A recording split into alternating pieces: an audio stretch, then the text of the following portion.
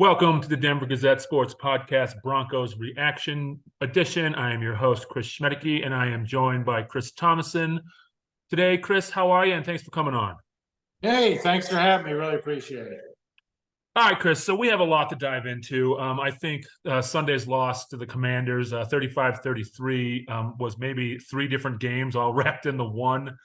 It was pretty surreal. Another really bad collapse for the Broncos. So I think I just want to kind of start out in a general aspect and ask you, you were in the locker room after the game. You just got off the Zoom call with Sean Payton. As you told me, he didn't say much. But just what kind of feel is in the Broncos locker room after just a devastating loss like this? Well, it sounded a little bit like the previous week but this one was worse. I mean, they were in total control, up 21-3 midway through or actually until late in the second quarter. It was an epic collapse. Their worst collapse since they lost to Minnesota in 2019 when they led 20-0 at the half. And they're 0-2, and they've just lost two home games. And a stat that local Broncos expert Andrew Mason rolled out: since the first Super Bowl season in 1966, 51 teams have started 0-2 with both of the losses at home. Two have made the playoffs. So that shows you what kind of odds are facing the Broncos now. I mean, these were two games at the start of the season. You think, okay, at the worst, they're 1-1, maybe they're 2-0, and now they're 0-2, staring at going to Miami, which is playing great ball.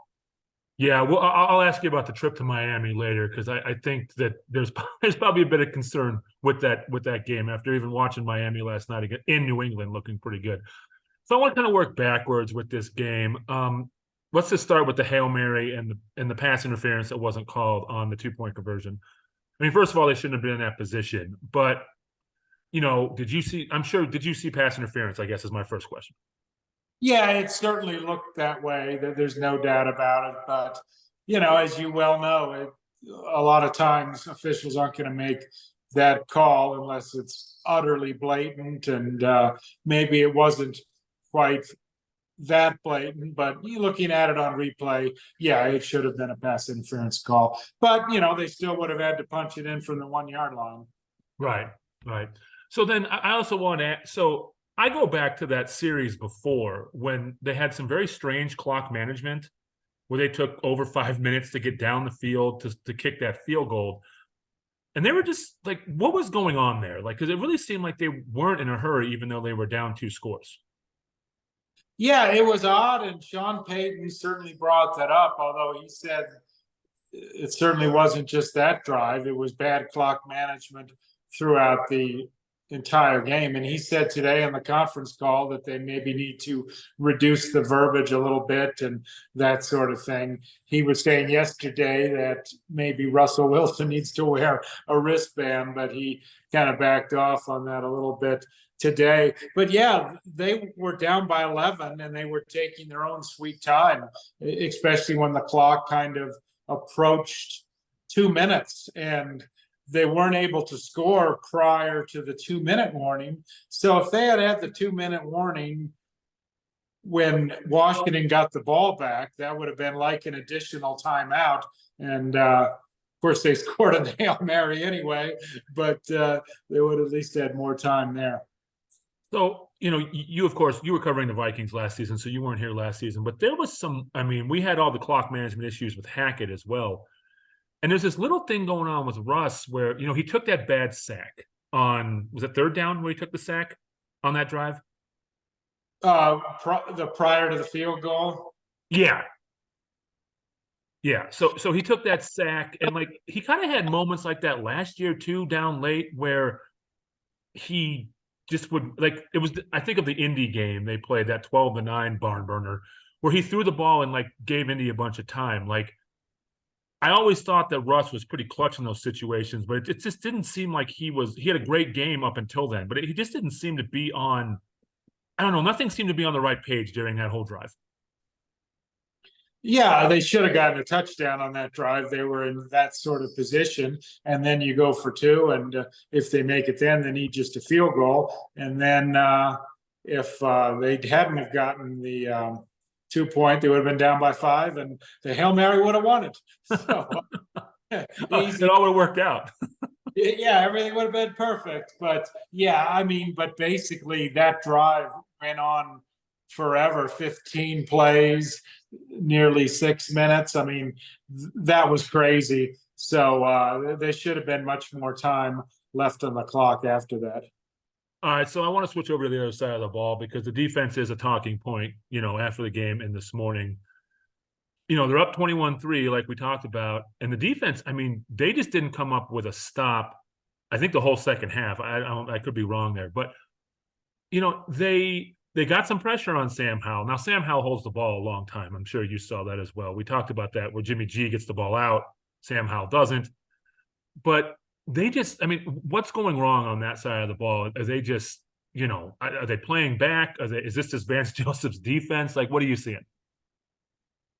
Well, they started out by getting a lot of pressure on Sam Howell, and then they weren't after a while. So I don't know if guys wore down. I mean, they're without Frank Clark, one of their top pass rushers. So if he were healthy, that might have helped the situation. And they were limited at safety. Kareem Jackson got, ejected, as you well know, late in the second quarter. So they were hampered at safety, so that didn't help the cause. And yeah, I mean, basically, they've been some encouraging signs on defense. It was kind of the same way in the Raiders game that they initially played good defense, but then when they had to make a stop, they couldn't. And it was even more severe against Washington. I mean, they just couldn't make a stop when they had to. Penalties have been a huge killer, and that was one thing that Sean Payton noted on today's conference call. He noted that the Broncos are tied for the NFL lead with 19 penalties, lead the NFL with 12 defensive penalties, and 5 of those have been personal fouls. So the bottom line is the team has been undisciplined in the first 2 games under Sean Payton. And that was something that was supposed to change because they struggled with penalties last year. They were very undisciplined last year, and it doesn't seem like it doesn't seem any different. And, you mentioned Kareem Jackson getting thrown out. Do you feel the game's kind of changed? I'd say probably either the Russ fumble or Kareem Jackson getting thrown out. Yeah, definitely the Kareem Jackson getting thrown out, or just that play. I mean, even if they had scored a touchdown on that play and there was no penalty, it was 21-3. That was 4th down. And then they got the 2-point conversion, which was reviewed. It looked like they initially stopped them. So it goes from 21-3 to 21-11. That's a huge difference. And then they got a field goal right before halftime, 21-14. But if they don't convert that 4th down penalty, that 4th down play, regardless of whether there's a penalty, it's 21-3, and the Broncos have a chance to run out the clock, and that being the score at halftime. All right, so I'm going to go to the first half and actually be positive here for the next couple minutes. I think I'll ask you about Marvin Mims first, because he makes those 2 huge plays. Now, they don't go back to him again, but what did you see from him? I mean, he is just a speed that they haven't had in a long time. Well, I mentioned to our sports editor, Paul Klee, that we ran our big Marvin Mims feature, I guess, 1 week too early. I mean, yeah. I expected this in the first game of the season. Jerry Jeudy was out, and I thought Marvin Mims would play a key role in the opener against the Raiders, and he only catches 2 passes for 9 yards. And then Jerry Jeudy returns. They finally utilize Marvin Mims, but then he disappears. I think he only got like 16 snaps and not a single target in the second half. It was kind of bizarre because he had the 60-yard touchdown catch, a 53-yard reception in the first half, and to not even go back to him was quite odd. But one would think he's at least shown that he can be a key piece of this Broncos team this year. How many snaps did Jeudy play? Because it didn't feel like he was out there that much. Yeah, I don't have the numbers right in front of me, but he I mean, they went to him the first play of the game, Yep. caught like 11-yard pass or so. I think he had 3 catches, 25 yards. Didn't seem to be a huge factor. So who knows if he's fully healed or not, or what the deal is.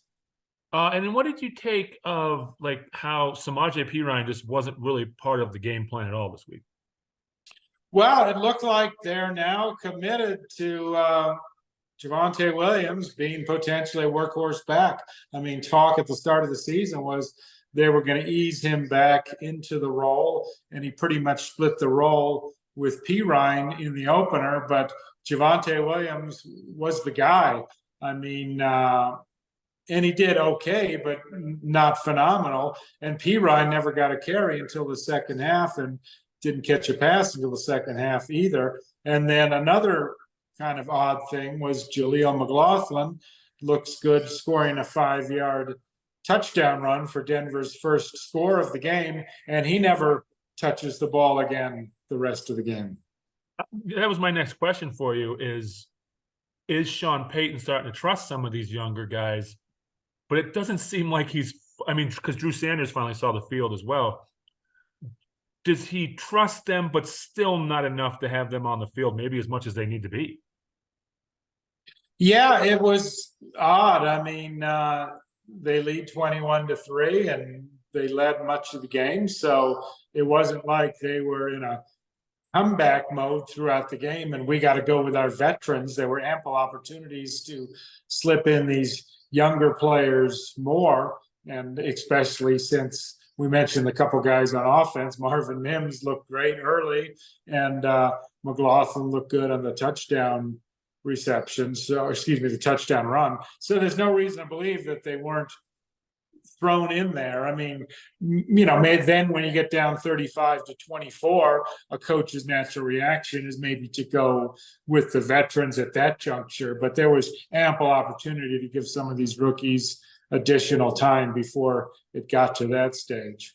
All right, so let's switch over to Russ. You know, if your quarterback goes 18 of 32 for 308 with 3 TDs, you probably should feel you're in a pretty good spot. He was sacked 7 times. I didn't realize he was hit that many times. So, you know, what's going on? It's hard to explain what's going on there because he seems like it's a tale of two halves with him. Is that what you're seeing too? Yeah, his play has been very uneven. The last couple of games, he started off great, and then he's leveled off considerably.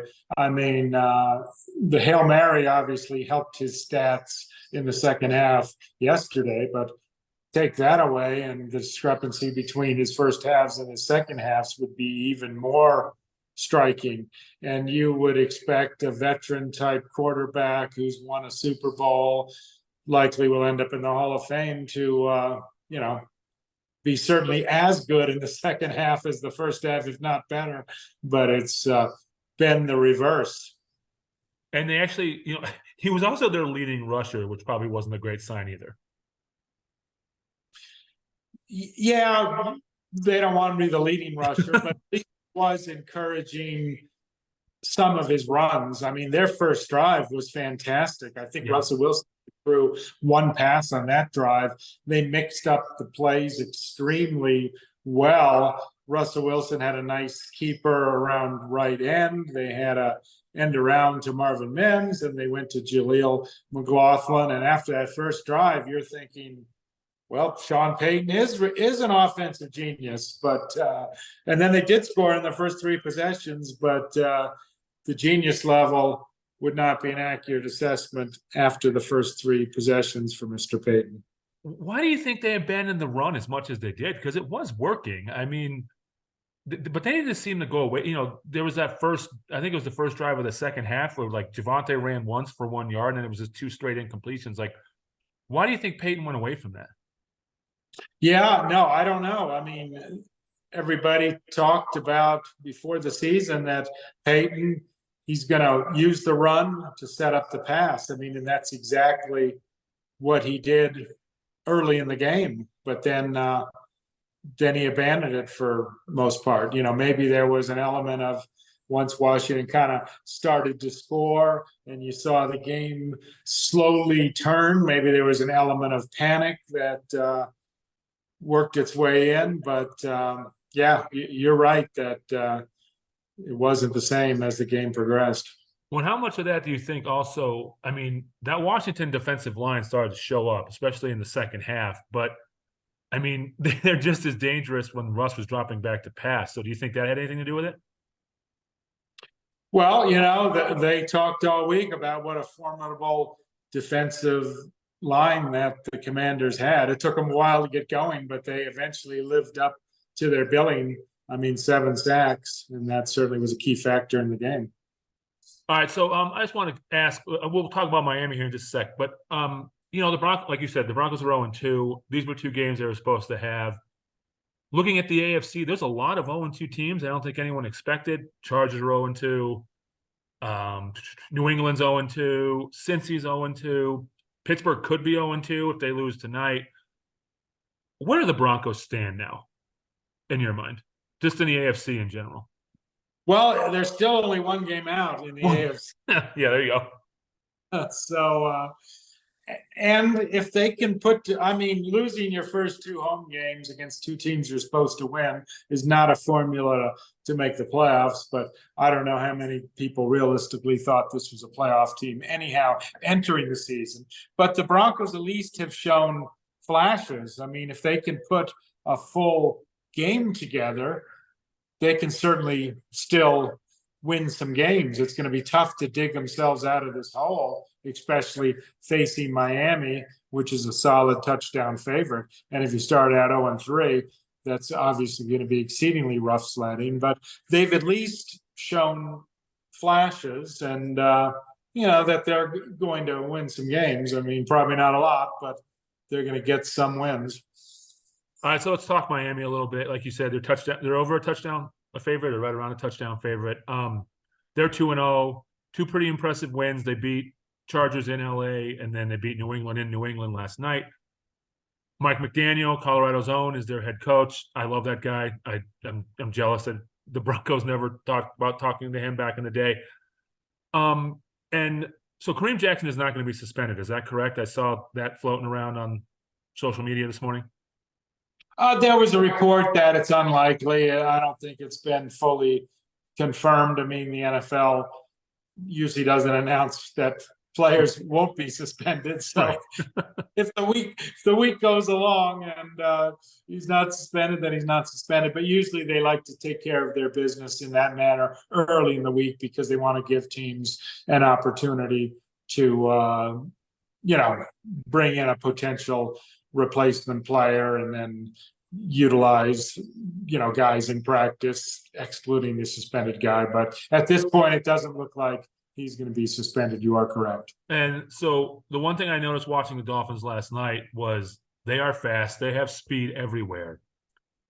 How much of a challenge is that going to be for this Broncos defense that struggled to keep up with Washington yesterday? Well, the whole game is going to be a challenge, especially for a Broncos team now that's going to be going down to the heat and humidity of Florida in September. And that's never gone well.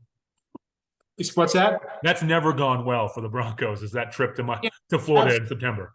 And the Broncos, I mean, the last couple of games, they've kind of seemingly been wearing down. I mean, their depth is an issue, and they're wearing down here at home. So you got to worry that they really could wear down on the road in the humidity of South Florida, especially if the defensive players are playing a ton of snaps. I mean, defenders were on the field for, I believe, 73 plays yesterday, which is a lot.